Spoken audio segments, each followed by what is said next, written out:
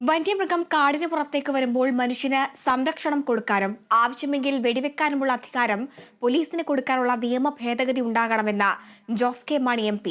തൃശൂർ ഇഞ്ചക്കുണ്ട് കുടിയേറ്റത്തിന്റെ വജ്ര ജൂബിലി ആഘോഷത്തിന്റെ ഭാഗമായി സംഘടിപ്പിച്ച വന്യമൃഗശല്യം മനുഷ്യന്റെ ജീവനും സ്വത്തിനും സംരക്ഷണം എന്ന വിഷയത്തിൽ സെമിനാർ ഉദ്ഘാടനം ചെയ്ത് സംസാരിക്കുകയായിരുന്നു MP. കേരളത്തിൽ വന്യജീവികളും കർഷകരുമായി ബന്ധപ്പെട്ട് ഒരു ഭീകര അന്തരീക്ഷമാണ് നിലനിൽക്കുന്നത്. നാട്ടിൽ ജനങ്ങളുടെ ജീവനും സ്വത്തിനും ഭീഷണി നേരിടുമ്പോൾ പോലീസാണ് ഇടപെടുന്നത്.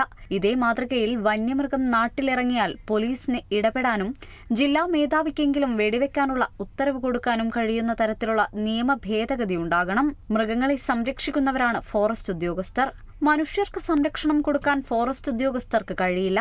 ഫെൻസിംഗ് സ്ഥാപിച്ചതുകൊണ്ടോ നഷ്ടപരിഹാരം നൽകിയതുകൊണ്ടോ വന്യമൃഗശല്യത്തിന് ശാശ്വത പരിഹാരം കാണാനാവില്ല.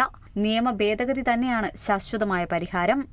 7 വർഷം മുൻപ് 7000 ആനകളുണ്ടായിരുന്നതിപ്പോൾ 1500 ആനയായി കുറഞ്ഞു എന്ന റിപ്പോർട്ട് വിശ്വസനീയമല്ലെന്നും MP പറഞ്ഞു.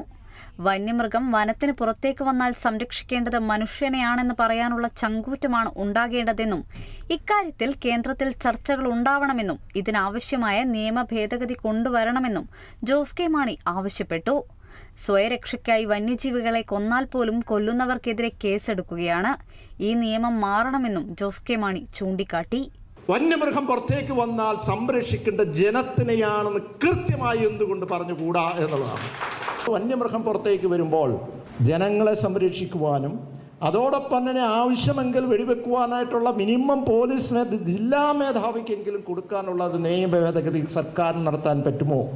ഇല്ലെങ്കിൽ കേന്ദ്രവുമായി ബന്ധപ്പെട്ട് അത് നടപടിയിലേക്ക് പോകേണ്ടതുണ്ട്. ഈ വന്യമൃഗവും കർഷകരുമായി ബന്ധപ്പെട്ട ഒരു ഭീകര അന്തരീക്ഷമാണ്, വാസ്തവത്തിൽ ഭീകര അന്തരീക്ഷമാണ് ഇന്ന് കേരള സംസ്ഥാനത്തുള്ളത്. സെമിനാറിൽ സനീഷ് കുമാർ ജോസഫ് MLA അധ്യക്ഷത വഹിച്ചു.